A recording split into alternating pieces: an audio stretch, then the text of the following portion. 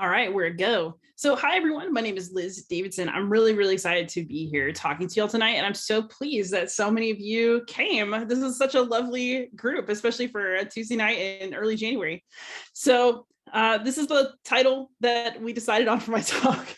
Never just a game. What our board games tell us about ourselves. So, I am a historian by training. We're talking about that in just a moment, but I love analyzing things, including my own board games, as cultural artifacts and looking at them for what they might say about us in our society, whether we know it or not.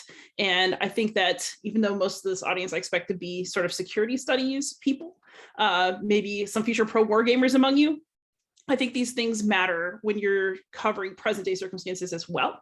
And I will try to tie all that together by the end. So just about me.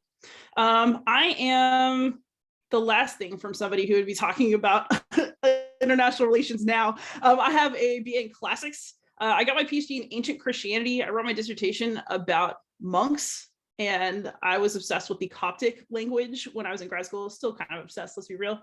And now I'm a high school Latin teacher. So I went post-doc, and I am now teaching Latin in the Atlanta metro area. But I also have a secret double life as a board game media person, and I have a channel called Beyond Solitaire. So I mostly cover and review solitaire games, looking at various solo modes. I've reviewed for Dice Tower in that capacity as well. But I'm here in this setting because my real passion project is my podcast. I have a podcast called Beyond Solitaire where I interview various people about kind of the deeper meaning and history and culture behind board games. I have a lot of professors on my show, and I also have a lot of professional wargamers on my show because y'all are my favorite people to talk to. What can I say? So what is the point of this talk? I'm assuming that everybody in this room has played a game. Some of you may be in Professor Bay's class designing games, or you've thought about it, or you know somebody who's been in it. And of course, you're on the War Game Society, which means that you're looking at the ways that games model and simulate the world in a way that's going to enrich you in your own studies. So the thing that this seems like a really obvious point, and yet the more you look into games, the harder it is to see when you're doing it. Your personal cultural perspectives will always impact your games, whether you're a player or a designer. And I think that when you are using games to talk about current political situations and trying to model how the United States would act in a situation, how to model how North Korea might act in a situation, you are going to have personal cultural perspectives that impact the kind of play that you enact, and also the kind of modeling and simulation that you do if you're a designer. And so I think that using history as a lens to look at that is also a really helpful thing, because history gives you the distance that you need to look back on something and maybe have some perspective. Whereas if you're looking at a situation that we're in right now, it's harder to have that perspective, especially if you're not in that mindset. So I'm going to be mostly talking about historical games and then tie things up at the end. All right, so being a classicist, this is the most annoying quote in the entire presentation. I started with something chunky because I just have to frighten everyone a little bit. But this is a bit from Plato's Laws. Actually, Christopher Dobbs was the first guest on my podcast, a year and a half ago now. And he writes about ancient board games. Basically, what this quote is saying is that Plato is interested in the way that people behave as children and how that impacts the sorts of adults they'll be. So what he's talking about is laws and governance of a city, but he believes that if you look at the way that children play, if they play the same games over and over again and abide by the same rules, then they're going to grow up to be citizens who are more law abiding. So the way that they play as children indicates the way that they're going to play as adults. Whether you think that's true or not, I included this because I just love it as a way to think about how games shape us and how that can happen, whether we're really aware of it or not. But let's go to some pop culture examples. Let's go from Plato to Monopoly, because I'm that person. All right, so when we think about how games reveal things to us about our society, now we actually have games that maybe we're all too cool to play now. I don't know. But, they have enough of a history in pop culture where we can actually look back and start to see what they told us about the society of the time and what we're still getting out of them now. So I think Monopoly is a classic example because Lizzie McGee originally designed Monopoly as an anti-capitalist horror story. It was called The Landlord's Game, but the game got remade and then published within her lifetime as an overtly capitalist game where it's supposed to be fun to be the person who has a monopoly and makes everybody else go broke. And I think that this game is so interesting because it shows us so much about how we understand money and how we understand what we're supposed to have in relation to other people. And I think it's really interesting to look back at how this game was never supposed to say what it does now, and yet here we are. Clue is also a really cool example. I'm sure, hopefully everybody played Clue as a kid, because even if you've outgrown it now, it's so fun. But Clue actually emerged in a time when murder mysteries, especially like the sort of increasingly cozy ones, were all the rage. And that also means that this was a game that came up in a time when murder stories were still a little bit like, and the publisher originally did not want to publish a game that had death in it. So some of the original weapons for Clue had to be cleaned up so that they were more palatable to the public and to the publisher. And even though you have Mr. Body, who is the dead person in Clue, there's never actually going to be a body because the entire point was to kind of sanitize those aspects of the game. And Clue is so fascinating because it just seems like a goofy kids game, but so much molding and perspective building went into the publication of this game. I'm pretty sure that one of the original working titles was just Murder, and that was a no-go because that was unacceptable at the time. So, even in recent history, you can kind of see how games are molded by the society they're in, and then also how in turn they might be shaping some of those things. Because I thought that Murder was kind of cute when I was a kid because I played Clue. I didn't think there was that, wasn't that serious. There's no body, nothing. Then of course you get something like the Game of Life, originally the Game of the Goose, but it gets turned into like a moralistic tale, the checkered Game of Life. And what I think is so interesting about this is that you can see so much of the values of at least one subset of people in the United States at the time that the checkered Game of Life comes out, where, alcoholism is bad, but entering the holy matrimony is great. And, you can actually get a sense of the cultural values of the time. I'm not sure when it was published. It was definitely meant as a moralistic game, but it would have also been way more of its time for the people playing it then. And those things really fall into sharper relief for us now. And then, of course, Life as a game, the more plasticky version that you might have seen when you were a kid, has also undergone tremendous changes over the years. You used to be able to find a uranium deposit in Life because that was like a cool thing that you might find and make a lot of money from back in early nuclear America. And, attitudes about college, attitudes about marriage, attitudes about car insurance have actually been reflected in games of life over the years, but that's not something that the person playing it might consciously think about when they play. And then I brought this up because, I think our culture still has a lot to say about Cards Against Humanity, not because it's the best game ever made, but because it's definitely going to turn into somebody's research about all of our social taboos. Cards Against Humanity is something that I think is really of its moment. It's kind of falling out of style somewhat now, especially given that the publisher is in a state of controversy. But, I think it tells us a lot about what our modern social urges look like. And I think that there's something to be examined there. So before you even get to serious historical simulations, I think that there is so much to look at, even in the most basic of games.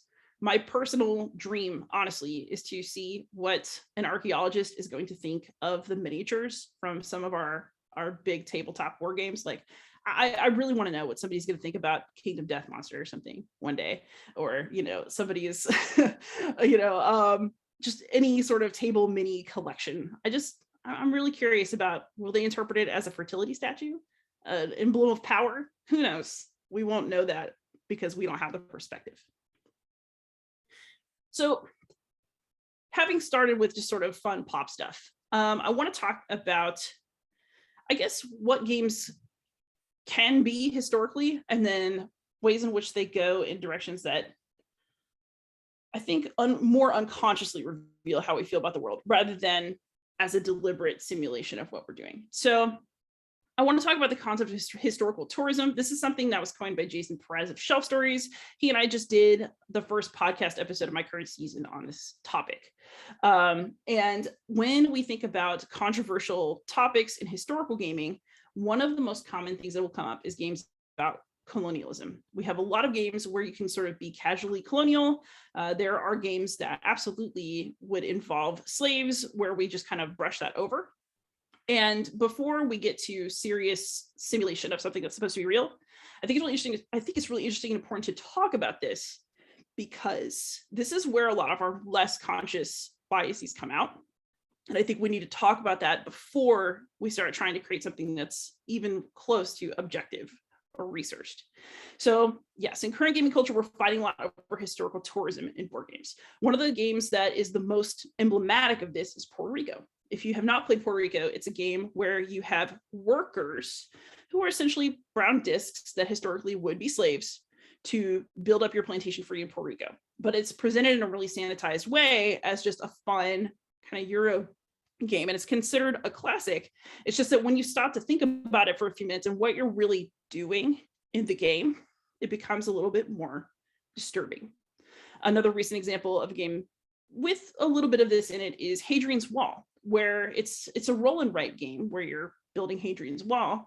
And there's like a little tiny text box in the beginning letting you know that the servants in the game were probably mostly comprised of enslaved people, but they don't actually mention that again. You just get like an, hold X to pay respects moment, and then you move into having fun in the game.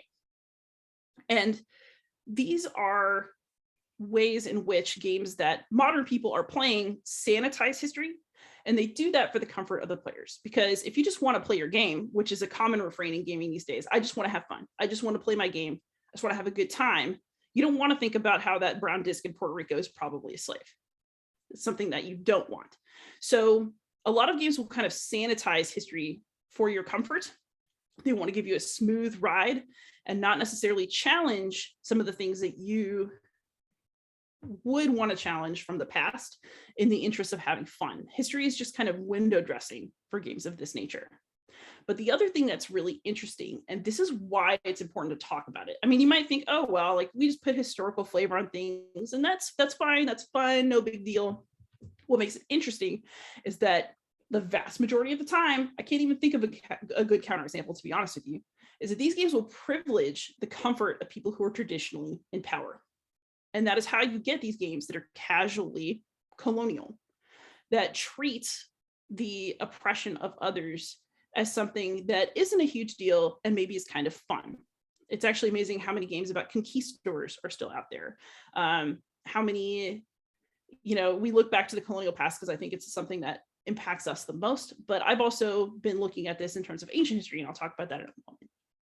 So many arguments about colonialism in games are a result of pushback, I think, against this brand of historical tourism, this kind of sanitizing of games. But that the reason I think it's really important to talk about it is because I think that it tells us a lot about what we're willing to obfuscate, what makes us comfortable, what we're willing not to see in the interest of playing a game. And I think that especially if you're trying to design games that simulate real aspects of the world, knowing that this is a common pitfall for people in our society, especially privileged people like us, we're all, here at, a talk for a fancy institution in the United States. There's a lot to make sure you're unpacking in your work with games as a player and as a designer, if you're going to take them seriously. The other reason I thought it would be fun to bring this up is because I see a parallel between this kind of historical tourism and sort of more overt practices in the past. So one of my absolute favorite podcast interviews that I've done is with Megan Norchep, who wrote this amazing book called Gaming Empire and Children's British Board Games, 1836 to 1860. And I think that the current sort of historical tourism trends in games are a milder version of this more overt imperial tourism of the past. In other words, if we think that games about empire in imperial Britain formed children's consciousness about the world and about their place in it, we should probably also wonder what our games are doing in terms of forming our consciousness about where we are, which is why historical tourism is insidious and interesting to think about. So in Norch's book, she really covers a lot of super interesting games and puzzles and just ways that children's playthings for boys and girls helps to, I mean, indoctrinate sounds kind of scarier and more forceful than this is, but helps to get children in Britain used to the idea of growing up to be masters of an empire when they were adults.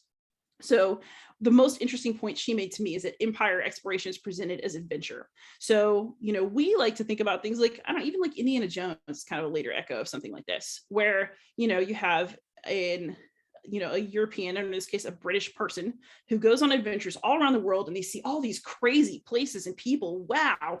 And, you know, that's all part of the British Empire, but look how weird and wild and interesting these other like locations in the world are. You're basically teaching someone, right, that they are kind of master of their own world. The world is a place for them to go explore. And of course, then to conquer and pillage, because a lot of these like little parlor games for kids in this time period just kind of had, oh, you have landed on the coast of this island that Britain owns. Do you want to exchange gifts with the people, or do you want to just take their stuff and go? And like, those are just normal choices. And, you know, of course, with this also comes stereotyping of other races and cultures. So the idea is that kids who grow up playing these games again and again and again are going to develop a certain attitude towards the rest of the world and towards themselves and their place in that world. And so, you know, none of these things are even necessarily deliberate, but they reflect the mindset of adults and mindsets that are getting inculcated in kids. And I think that it's really important to think about something like this in concert with our idea about, oh, it's just history is window dressing, it's just decorative, it's just harmless. Because I think every game you play says something about your perspective on the world. And because your players will play your game, they are embodying your perspective, even if it's only for the duration of a game. So my own encounters with historical tourism focus on gladiator games. Obviously, I'm a Latin teacher. I like gladiators. So my website, beyondsolitaire.net, I recently published a series of blog posts that just kind of form a larger article about issues with modern games about gladiators, mainly because I'm interested in what our board games tell us about ourselves. I want to know a lot of the time how our reception of what's happening in ancient Rome says something about who we are. And I think gladiator games are a really interesting nexus for that. Partially because if you look at gladiator games, I think most people, including me, I'm not even gonna lie, think, oh, gladiators, cool, fighting, awesome, it's gonna be fun. I absolutely shamelessly continue to play gladiator games. I'm not saying don't do it, I'm just saying be aware. But most gladiator games out there will minimize the unpleasant realities of slavery in the ancient world. The fact remains that most people who fought as gladiators were slaves.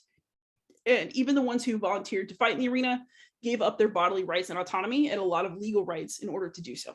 So when we think about like, oh, cool, fighting, what you're actually looking at is people who don't have control over their own bodies being forced into violent situations for the entertainment of other people. And a lot of games will kind of ignore that, or they'll point out, oh, even aristocrats sometimes fought as gladiators. I found a rule set where people talked about hiring the best gladiators. And if by hiring you mean human trafficking them, I guess. But, you know, there are ways that we change our language to kind of make this nicer for ourselves. And I think that that's really telling about our own blind spots in our culture, the things that we're willing to accept, the things that we're willing to get comfortable with. And of course, what's interesting about this is that you also get a focus on honor and glory without acknowledging that gladiators have actual rights, because we want to give them a priority that makes sense to us. And absolutely, there were gladiators who were in it for the honor and glory, because people, you know, like to win things, even if they're in adverse situations. However, you know, this doesn't account for the fact that a lot of those people would have been scared and in a place that's not entirely of their own will. And so I think this is a perfect example of how we sanitize the past for our own enjoyment. So the picture I included here is actually a lovely little board game called Gladius. I have not gotten to play it myself, but it actually looks super fun. I mostly cover solo board games, and this one doesn't, which is why I haven't played it. But Gladius is an interesting example to me of how this can happen in even very surprising ways. So if you look at the art, Gladius has great art, but what's important about this art is that it's very diverse. So this was a game that was lauded when it was on Kickstarter as expressing diversity, both racially and in terms of gender. And there is a female designer for this game, Victoria Kanya, and this is something that gained a lot of praise for Gladius. And the other thing that's very interesting is that the Kickstarter page for this game included a quote from a professor of art history saying that this is a lovely example of showing the agency of the Roman people in a world where most games about Rome talk about war or politics. And he's not wrong, except that it's a little bit messed up to be talking about the agency of all these people in an arena that's literally about betting on slaves fighting. And so I think that our blind spots really do tell us a lot about ourselves, because we can see that this game reflects a lot of what we want about our world. But by putting it in Rome and by trying to make it Roman, it's also impressing some of our own ideals on a world that doesn't totally fit them. And I think that that's really revelatory, that this is something that cuts in multiple ways. The other thing that I found interesting about this kind of game, though, is that I think what it tells us too is that, I mean, I love Rome, I'm a Latin teacher, but, and I have to struggle with this in my own mind, right? When I play games about ancient Rome, I have to cope with the fact that I find myself emotionally siding with empire. And I think that gladiator games, where even if you're playing as a gladiator, it's often sort of from the perspective of enjoying making them fight. These, even now you can see what we've absorbed from Rome, which is that we kind of take on the idea of empire. We take on the idea that the Romans' idea of fun wasn't really that bad. And we erased the parts of that life that obfuscate the reality. So, when you think about, I've put these slides together because I thought it was really important to talk about what doesn't make it into games and blind spots in our perspective, because even though they're more obvious in these kinds of games that are meant to be more fun and they're not meant to be necessarily a serious historical simulation, they still tell us something about our perspectives and pitfalls that we are likely to fall into when we are playing games and when we are designing them. So looking at artifacts from our own culture as best we can, I think tells us a lot about where we're all mentally going, like as a collective. So that takes me into the next part of what I will talk about, which is games as historical arguments. So historical tourism, those games are not meant to be historical arguments. They're just meant to use history as kind of a flavor for a game, but they are quite revealing. Games as historical arguments, on the other hand, use history and they really mean it. So I included Pax Pamir second edition as the graphic here, because I think that is a beautiful example of a game as a historical argument. This is designed by Cole Worley. He is a specialist in studying British imperialism. So this is only one of his games that focuses on that time period and that tries to capture the difficulties and damage done by imperialist powers in this time period. So Pax Pamir is great because it's really like playing someone's dissertation, and it's actually fun. You are playing as Afghani lords, people in power, and essentially what you're doing is you're trying to shift your loyalties to your best advantage. Are you going to side with the British? Are you going to side with the Russians? Because this is the great game. Or are you going to side with Afghanistan itself? And the cards in this game and the actions you can take in this game are meant to replicate that real conflict and to show you what real people were doing at that time. And so it's absolutely possible to go from something like historical tourism to something that's a deeply researched game. However, it's worth remembering some of the lessons from historical tourism as we go ahead, because even if you do all the research in the world, you're still going to have vulnerabilities as a player and as a designer when you play a historical game. So these are what I think are some of the big challenges of creating a game that is either historically accurate, or if you're looking at a modern time, something that accurately reflects a culture outside of our own. So the first one is embodiment. So when you game history or a current event, people have to take actions and embody viewpoints that might feel uncomfortable. So the textbook example of this is, I don't want to play a Nazi in this game. Or maybe some people are a little surprisingly to that. But when you are playing a game, you will sometimes have to embody sides that you don't agree with, cultures that you don't necessarily understand. If you're playing a historical game, especially, this is going to be part of the game. And so you have to look, when you're looking at these games, what are players being asked to do? Why are they being asked to do those things? And what does that tell us in terms of what the designer is trying to say and how that reflects on the culture that we're coming from? The next point is a thesis. So you can research all you want, but not all of your research is going to make it into your game. The fact is that the best games really have something to say that is a bit sharp, and that means that you're going to have to do a little bit of culling in terms of what makes it into your game. So there's no way that a game is going to not miss some kind of nuance as it tries to simulate something that is real. And then, of course, we have blind spots. So research is also never going to give you the same perspective as actually seeing something through the eyes of someone in that culture. You are going to miss something. I read a lot of Roman literature. I feel like I understand the Romans pretty well, but I'm not a Roman. And they had very different perspectives on a lot of things that I will never be able to fully embody. And I'm glad about that, honestly, on many levels. But it also means, for example, when we talk about a modern war game, we were trying to simulate someone who is, I don't want to say America's enemies, but if you're trying to display America in conflict with another country, with another culture, America intervening in a conflict in another country with another culture, if you're trying to model both sides, you're going to miss something on the non-American side, and probably on the American side too.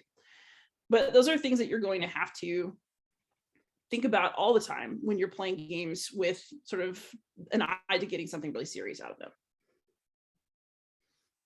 So one example of this I want to talk about is, if you've not tried a reacting to the past game, you're at a university and you should see if you can find one. They're so cool.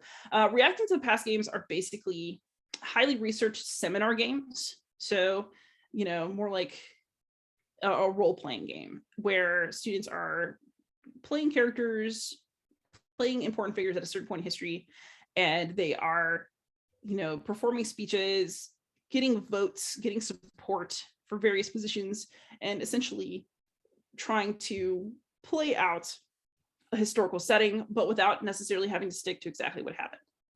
And I think that these games are really interesting because they reveal both what is really beautiful about a super researched historical game and also some of the challenges that come with that.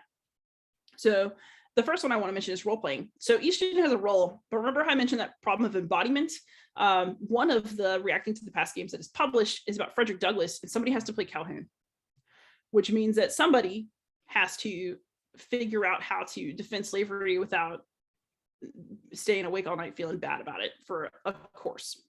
And, when we talk about embodiment, if you really want to model that history, there are going to be situations where somebody has to step into shoes that are very uncomfortable. And it's hard to do that well. I think sometimes it's hard to do that ethically. And it's something that should be thought about even in games where all you're doing is tanks, pew pew, because you're still maybe embodying someone that you don't fully identify with, and you have to work that out inside of yourself. There's the issue of levity. I mean, it's a game. There's going to be funny moments. So you could be talking about some really serious historical issue, but students are going to play. Y'all probably do. I know I did. Mm-hmm. And so you're going to have tons of moments where you're kind of breaking character, or where you do something for the fun of it within this historical setting. And it's supposed to happen like that, but it also is a reminder that maybe what you're doing is a supplement to learning about the history, but you're not doing the thing. There's freedom is kind of related to that. You have to balance between learning real history and allowing player freedom. And I think that that's true in any historical game. It is very difficult to be bound by reality and also have to create a game setting where you can give free will to your players and maybe have things be able to turn out a different way. That forces you to kind of see beyond the obvious And maybe if it's a very lopsided thing you're trying to simulate, you might have to cheat a little bit, which is also something you have to be aware that you're doing, because it messes with your historical perspective. Then you have the research element, which is, if even in a game that's as free as something like Correcting the Past, where students are going back to their dorms and they are researching and they're coming back with what they learned and they're incorporating into the game, the professor is still doing a lot of selection of student resources. It's still the professor's job to make pre-reading happen, to select what sources that students might be, guided to. Maybe there's a hint that they should go read a certain speech by somebody, or that they should check out a pamphlet that someone published. And, there's always, even though we want to think that we've covered everything, there's still stuff that's going to get cut. There's always something that you're going to miss. And what you choose to keep and what you choose to focus on is, I think, very revealing about what your priorities are. Not that that's bad, but it's something that you should be self-aware about as you play and as you design. And then persuasion. So this is just as, if you play a game with somebody who's just really good at that game, it doesn't really matter what side they play, they're going to have just incredible victories because they're just good. Reacting to the past is also interesting this way, because not everybody's a natural leader, but these games are going to require you to work with other people as well as to know your material. And that means that even though something historically might have happened one way, if you have a very persuasive player who maybe allies with another very persuasive player, these are just going to work out another way because of the dynamics of the room outside of the game.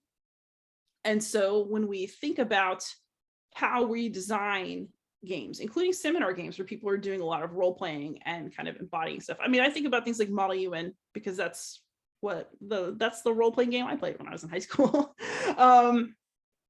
I think about this because some of it will be doing research, but some of it is really going to be about the player and what the players bring to the game. And being unable to separate those things, if you're looking for conclusions from a game or you're looking to learn something from a game, is maybe going to lead in kind of a funky direction. I want to mention Amabel Holland here because I mentioned having a thesis for a game, and I just really feel like mentioning her work is crucial here.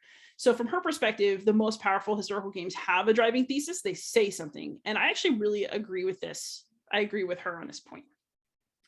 But, when you're making a game, you have to think about, what do I want out of this game? What do I want to show historically? Because no matter what you think is happening, you're going to be making some sort of point. I think where I'm going with this entire talk, maybe with my entire podcast, is that there's no such thing as a game that doesn't reflect on us and our culture, the designer, in some way. And so being deliberate about it is better, I think, than not being deliberate about it and just being like, I don't know. I just took what was there and I made a game out of it. No, you didn't. You said something even if you didn't know what you were saying. So it's better to know. So that's what Amabel does so well. So I put a picture of Nicaea here because I'm in ancient Christianity that I think that this game is hilarious. It's very cheeky. But she also is famous for designing a game called This Guilty Land, which is about sort of the dangers of inaction and how justice isn't carried out if you just kind of wait for it to happen. So that one is about slavery in the United States. And she's also got one called The Vote, about getting voting rights for women, which creates a similarly very uncomfortable situation between two players. But she views her games as political art. They're heavily researched. They are very well thought out. They're meant to create a specific emotional experience. But from the historical material, she's creating what she considers to be political art. And she's also going for games that are emotionally evocative. So she wants games to give you a specific feeling so that you walk away thinking about what she wants you to think about. And she's also, by doing that, she's pushing you to have very specific kinds of in-game experiences to make her point. And I think that her games are a really great example of what this looks like when it's done deliberately. Every game is going to limit the kind of in-game experiences that you can have, because you just can't have a game that has everything. So what that means is that you're going to be selective in what goes into a game, and then players are going to experience that selectivity when they play. And so being deliberate about what you are and are not including, I think, leads to a more thoughtful gaming experience, but it's also something that is not happening on all fronts. So I think that looking at her work is a lovely reminder that every game tells a story. It can tell a very streamlined story, which is what Annabelle goes for, or it can tell a more dissipated story, but every game is going to tell a story. So when you're playing, what story is your game telling you? Or if you're designing, what story are you trying to tell? And then I will pick on Volko Rinke a little bit here. So Falling Sky, the Gallic Revolt against Caesar. So I actually really love this game. It's very fun. This is a coin game that is based on the Gallic Wars. And I also think it's really interesting because this one sort of falls into the idea of perspective, because this game is almost entirely based on Julius Caesar's own works about the Gallic Wars.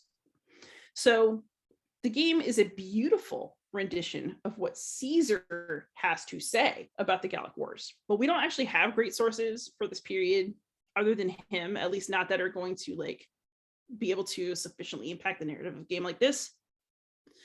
And that leads us to a problem, which is that Caesar's Gallic Wars is a brilliant exercise in self-promotion. This dude was writing about himself in the third person home to like talk about how successful he was. And he would keep saying things like, oh, and when Caesar showed up, instantly everything got better and the men were heartened and he had a plan.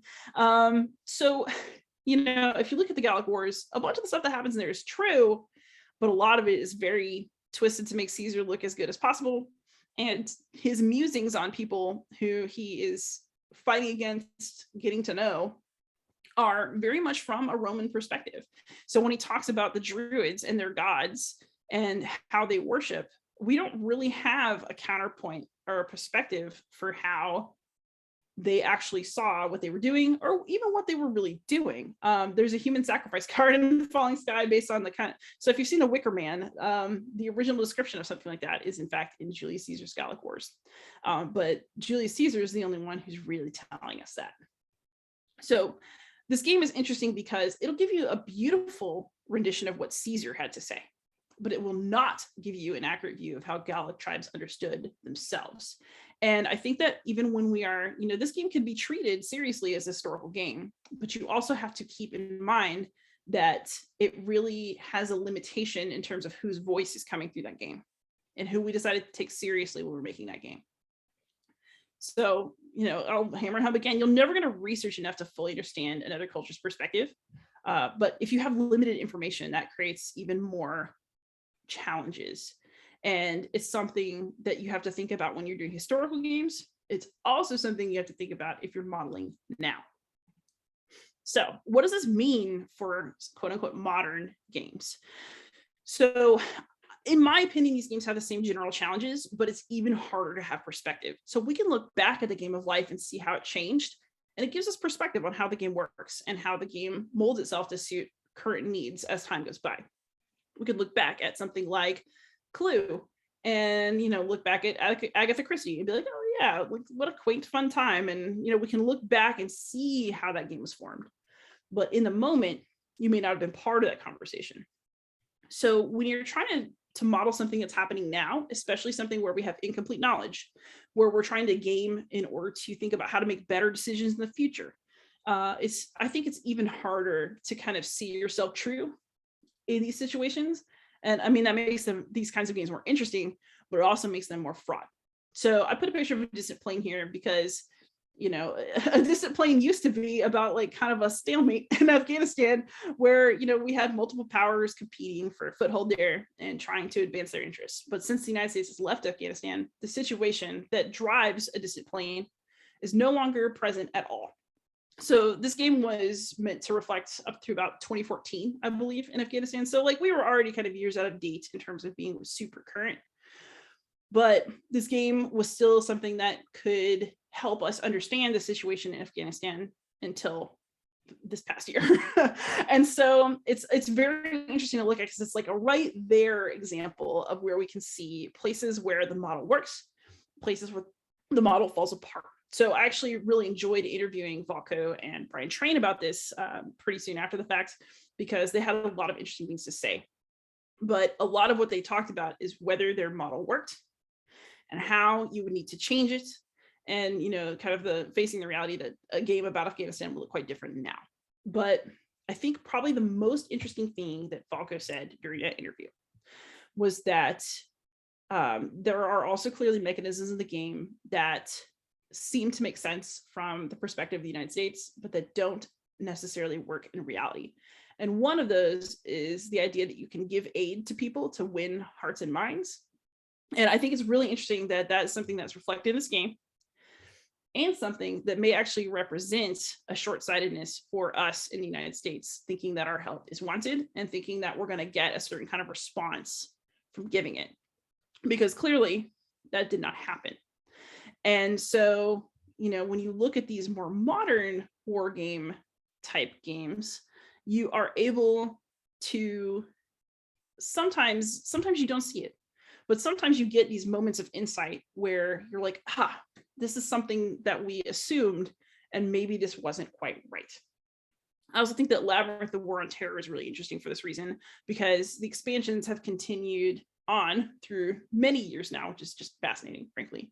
But even that game, is open to criticism because of the way that it kind of collapses jihadists into one group and gives them a goal for the purposes of the game. And that's something that you need when you're playing a game. But it also creates a model for how we're understanding the situation that is definitely from American perspective, which is obvious, but it's also not necessarily nuanced from the other end. And how would you get a game that's sufficiently nuanced? How would you change it? I don't know. But it's worth it to be aware of these things as you go in, because I think that when you are looking at a situation that you're in, it's even harder to take that step back and think, okay, how is my own perspective molding the way that I want to set up this conflict? If I'm playing a game about it, are my presuppositions affecting how I play? If I'm designing a game, what am I putting in this game that is really there? And what am I putting in this game that I felt should be there because that's my perspective? And I think that that's something that we all fight with when we're creating anything, especially something that's supposed to be a real comment on something that's happening right now in our times. And so, I mean, for me, this is part of the fun of games. I really enjoy looking at them and kind of poking at them and, looking for parts of the model that work and parts of the model that don't work, and why, and how do you justify it? What do you cut? But all of these things also have a really profound impact on the player, because it limits or grows their decision space accordingly. And these are also things that say something about the designer and the school of thought they're coming from and how they understand the world. So, questions to ask anytime you play a game. I just do this. I mean, you don't have to do this. You can just play your game for fun if you want to. But if you're a naval gazer like me, this is what I recommend. All right. So always ask what the point is. What is this game trying to communicate? If you get a sense of what the thesis of the game is, it helps you understand a lot more about the designer's perspective, which takes us into perspective. What do you know about the designer's background and goals? I always find this really interesting. I want to know if the designer is a historian. I want to know if they're a security person or they a policy wonk, and how's that going to impact the assumptions that go into their game.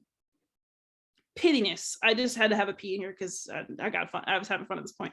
So what nuances or player options have been left out of this particular game? Because if you have a specific point and a specific perspective, you're also going to have to cut some stuff in order to make that shine.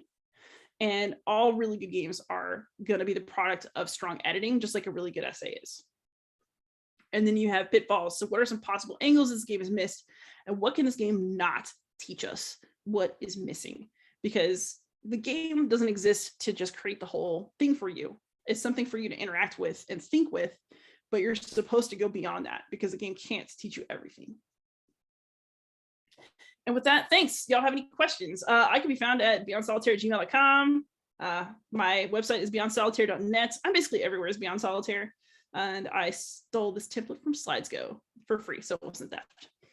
So yeah, hopefully that was useful to somebody, and let's have some questions. Okay, so we do have questions. Just please let me know if there's too much background children yelling. My kids are having a lot of fun right now playing with toys that they just opened. So we did have a couple questions come in. And again, please let me know. I apologize for the background. I'm a volunteer. Give me a break. The first question is, what is your take on games that are designed to model open warfare and conquest, such as Risk? I think Risk is an interesting case because it's really hard. Honestly, like it's hard enough to finish a game of Risk, much less think too deeply about this thing. No, I see Risk as like a spiritual descendant or popularization of something that's like, it's like a very distant cousin of something like Kriegspiel, maybe. What I think is interesting about Risk, though, is that, I mean, even look at the theme, right? Risk is a game in which it's perfectly natural to try to conquer the world. And you pick a region, but those regions don't really have anything specific to them, except that they have different kind of map positions, which is why everybody wants to get Australia and like move out from there. Or, you always joke about never fight a land war in Asia because it's, you learn these things from Risk, I guess. Or the Princess Bride. But I think Risk is interesting. I mean, I think open warfare depends on the setting, right? I mean, there's a lot of games that have warfare in them that aren't like Risk. But what Risk does, I think, is kind of depersonalize it. It just kind of makes it where anybody could just conquer the whole world, and that would be fine. And, the idea of conquest as a game mechanism and as something that's fun to do. I mean, I don't think it's damaging necessarily to play Risk, but it's interesting that that's what we choose to do with our spare time for fun, and there's probably a lot to say about that. Okay, thank you very much. And then kind of a associated question is, so then what about other games in which deceit works very well or is almost necessary to succeed, like diplomacy, for example? So I actually think this is so funny you should mention that, because the episode that aired this week on my podcast after the one of my historical tourism was about healthy misbehavior in board games. I think that okay, so like maybe lying to people in your regular life is not bad, right? But I also think that we all need an outlet to do things that are a little bit antisocial and a little bit naughty, and that games give us a great way to do that. I think something like diplomacy, I mean, it's destroyed real friendships because I think people get truly attached to their games. I think it says a whole lot about how we emotionally invest in games, and maybe gives the lie to the statement, it's just a game, because if it was just a game, why are you screaming? But I think the games, depending on what they're trying to do, right? I mean, if you're trying to like model something really specific from history, that's going to have a different set of criteria. But I think something like diplomacy, like, yes, it's modeling a real situation because there are all those secret treaties and stuff that eventually spark war. But I also think it's good for people to experiment with activities that are a little bit questionable in the magic circle of a game. I mean, Lord knows video games now offer good and bad moral tracks so that people can experiment with being bad. I think that lying in a game is just part of that. I think it's part of human nature to lie and to think about doing bad things. And I think that it is true that deceit can work. I mean, look at the world. And I think that getting those instincts out in a game is actually probably a better way to do it than to do it like on the world stage. Thank you. Next question. I think still kind of continuing that kind of same trend in antisocial behavior, says, can you speak on what Hitler or Secret Hitler, I'm sorry, I apologize, the board game Secret Hitler tells us, specifically in reference to the challenge of embodiment? And again, I'm very sorry for the background noise. No problem.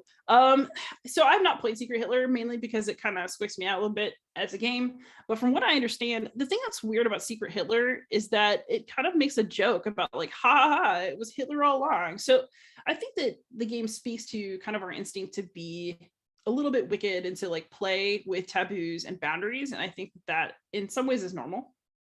But I personally find Secret Hitler a little bit creepy just because it kind of boils down some of those conflicting political positions into something that's just a joke. I mean, if you're into that, you're into that. But there's a reason I stay away from that particular game on a personal level.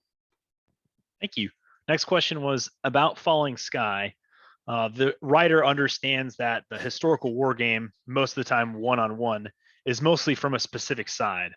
Then would it make sense that to have two board games, one modeled after one perspective and then the other one modeled after the other, and then you play them like kind of like either sequentially or maybe potentially side by side? I don't No, if does anything like that exist, that would actually be maybe kind of interesting. I mean, with Falling Sky, it's a coin game. So what's interesting about that one is that you actually have multiple Gallic perspectives, even though the Gauls don't have their stuff really represented in Caesar, who's the main source for the game. And then you have the Romans. So, it's a game about insurgency and power, like in Gaul. So the game certainly attempts to represent some Gallic perspectives. It's just that if you've done research that's mostly driven by what Julius Caesar has to say, you're just inevitably going to have a weird perspective, which is where I was going with that. I think that it might be actually really interesting to play with creating games, maybe even just as a series from different points of view. I've never heard of anybody doing that. I'd be open to trying it because why not? I mean, the world of games is wide. Thank you. Next question was, how can designers do a better job in tackling some of the uglier elements of history, such as slavery or Holocaust in games, digital or tabletop? Ooh, that's a good question. I think, okay, I want to preface this with, I don't actually think that there should be subjects that are necessarily off limits in games. So it really is about how you choose to tackle those things. So I think one of the most important aspects of this is agency. So even in a game like Freedom, the Underground Railroad, which is considered a very good game about abolitionist movements in the United States, and it's used in educational settings, the number one complaint about it is that the slaves themselves do not have agency. You still are moving them around on the board like pawns, and they do not get to do anything themselves. That's actually, interestingly, for those of you who played Spirit Island, which is a very interesting cooperative kind of Euro-y board game in which you are spirits who fight colonists off of an island and protect the natives of that island. The native people, the Dahan, have up until now, I think there's an expansion coming up to change this, not had very much agency.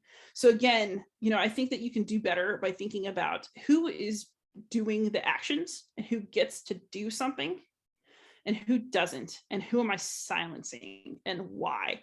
I think that asking those questions is really key. And so I would be really interested in, I'd be really interested in seeing games, if you're going to include enslaved people, I want to see what they want to do in the game, if that makes sense. And I would rather play from the perspective of somebody who has a goal of getting out of it, as opposed to somebody who has a goal of maintaining it. I think with the Holocaust, it's somewhat similar. We stay off of that topic in games, I think, as a culture, but that does not stop us from making fancy German tank chits in a number of games. And gosh, what could you make that wouldn't just be crushing? I think anything that at least allows glimmers of hope and agency would be better than something that does not. Thank you. Next question was, have you designed any games that were meant to teach historical principles, which could be played in an hour high school or college class? I have not, because most of the games that I make up are stupid language games. I've actually got like a translation of Love Letter into Latin that I need to finish and unleash on the children. So my role as a language teacher kind of changes the sorts of games that I play in my actual classroom. I wish that could be different. But games that teach historical principles that could be played in an hour. Central Michigan University, who I will disclose sponsors my podcast, so I'm not unbiased towards them, recently published a game called Monumental Consequences, which is like a little mini seminar game where you are playing people in a war, but it's pretty much World War II Europe. And the enemy has taken up residence in your local church. And that is where all of your statues that come out of your community, all of your art, all of your cultural property is. And so you as a group have to decide whether you're going to just blow up the church and get rid of the enemy, or if you're going to try to risk human life in order to preserve your cultural memory. And you could definitely play that in an hour. Thank you. Next question was, in trying to game out underrepresented perspectives, such as playing out people who have been colonized, are there risks of overcorrecting and sanitizing history in the opposite direction, especially in cases where the direct quotes winners have written the history books and we have limited information about the other side? Ooh, I think that's a good question. I can't think of any specific examples where I've seen that happen, but I think that it's always possible. I mean, the thing about history, right, is that you're supposed to try to be real about it.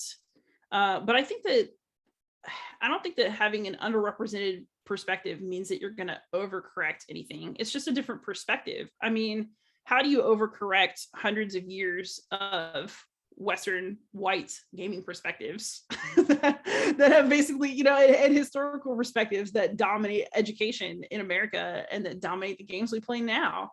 I don't know if we're even close to anything that would look like overcorrection yet. I would say the closest thing to an overcorrection I've ever seen is, in fact, that Gladiator game that I mentioned earlier, which again is supposed to be a super delightful game, no harm meant, but it overcorrected in terms of making the Romans look nicer and more diverse. I mean, the Romans were very diverse people, but nicer, less sexist, more pro agency and freedom than they really were. Thank you. Next question. What are some examples of games that you find engage with history in a great and meaningful way, and why? Ooh, that's such a fun question because I have so many good answers. Oh, so I included Pax Premier on my slideshow because I just think, it's chef's kiss. It's such a beautiful example of history and gameplay intertwined, and I just can't get over how much I really love it.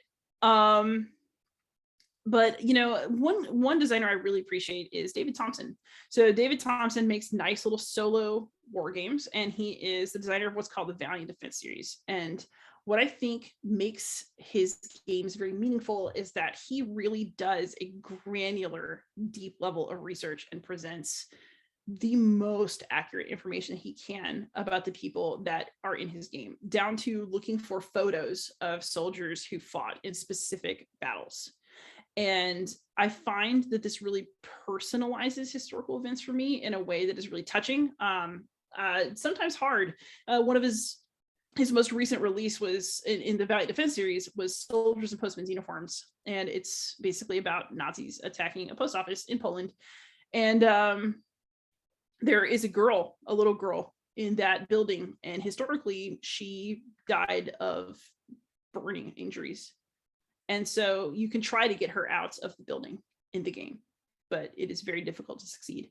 And so I really like games that kind of get down to that intense, nitty gritty aspect of things. So I really appreciate his research.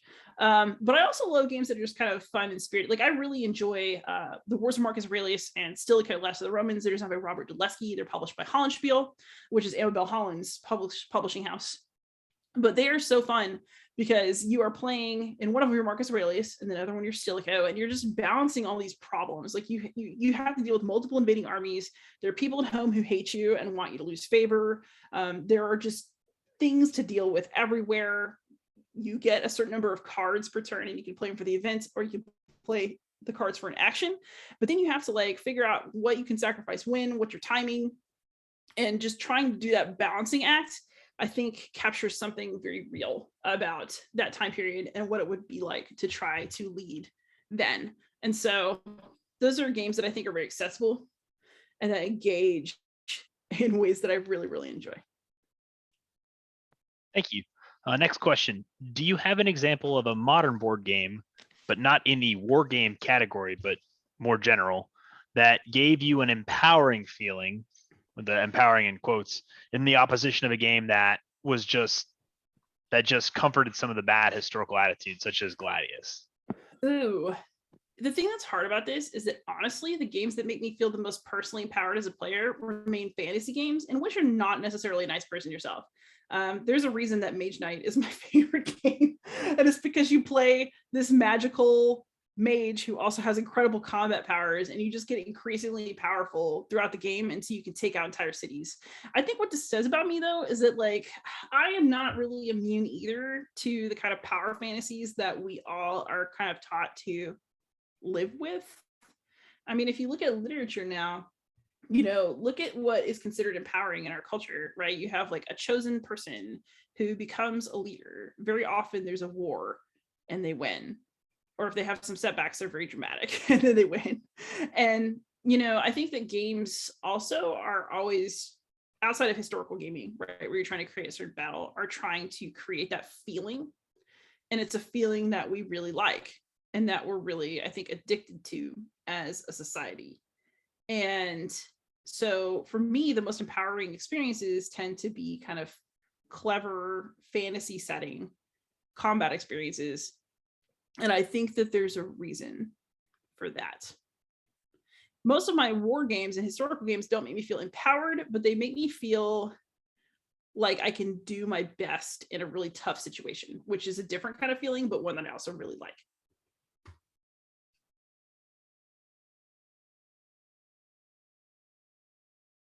Thank you. Next question. Do you think there's any implications for solitaire gaming as it relates to historical topics? Are there risks or opportunities with a side in a conflict being a player as opposed to a automatic or a robot, for lack of a better term? Ooh, I think what's really interesting about this is that there are lots of implications to this. So actually going back to Labyrinth War on Terror, I think that this has changed, but I haven't played the most up-to-date expansion.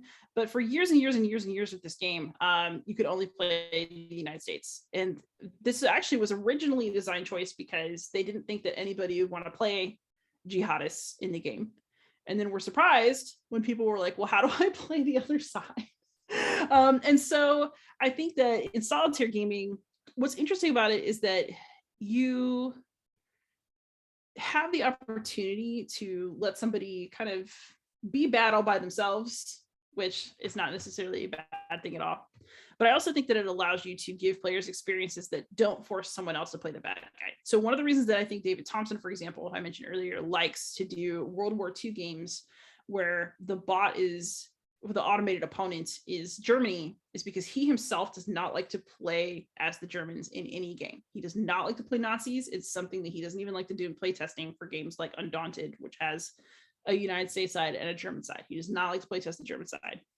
And so I think solo gaming has the opportunity to let you explore something without asking someone to step into a role that they don't want to step into. I also think that I think I'd be a little weirded out if I could only play somebody that's, quote, bad, but I also don't think there's necessarily anything wrong with that. I think that exploring the position of a bad guy is really normal. It's like, it's why we have anti-heroes. It's why we have stories from the perspective of villains. And I actually think that in our current society, I mean, even look at how we've romanticized monsters. Like we went from vampires as horrific, blood-sucking, creepy creatures to like being sparkly and kind of hot.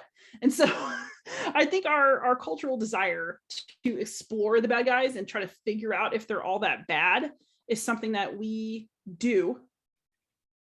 And, you know, I think it's actually something that you watch out for a little bit. I don't think there's anything wrong with refusing to play Nazi. I do think that if you are playing one, you should think about the fact that that's what you're doing. I'm not saying I wouldn't do it.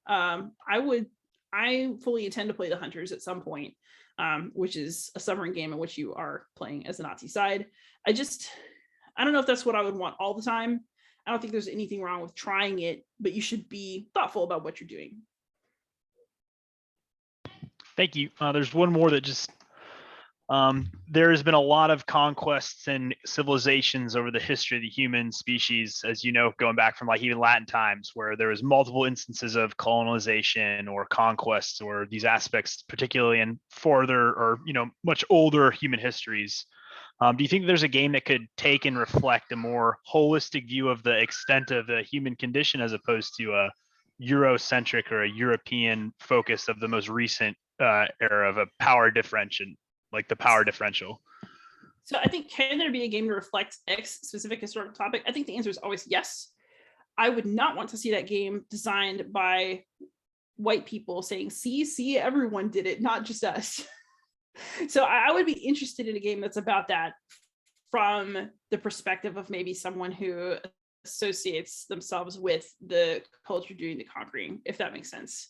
I mean, absolutely, conquest and colonialism and all kinds of atrocities happen throughout the entire world that were the responsibility of a number of world powers throughout the entire history of humanity. That's absolutely true.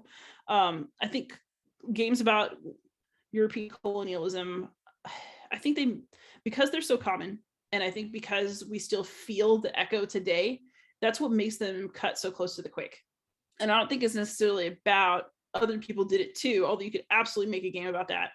I think it's more that when we make them, we are reckoning with our own, not immediate, but past that's immediate enough that we all still feel it. And if you look at borders of countries today and what languages people are speaking, the footprints are still there. And I think that's what makes them such a focus for all of us. Thank you. That was an excellent answer. I really appreciate that. Next question. What are some historical topics that are underexplored or kind of underrepresented in games that you think you would like to see? Oh gosh, what games wouldn't I like to see? I would love to see so much. Okay, I would be super interested in better games about Egypt. I've never seen a game about Egyptian monasticism, which I think would be the bomb.com because I studied it and I don't know that I can fairly make a game about Coptic monks, given that there are people who are still practicing Coptic monasticism, but oh God, I'd be so interested in that. Maybe someday I'll try to find a way to do it. I would love to see, I just read a book about Genghis Khan.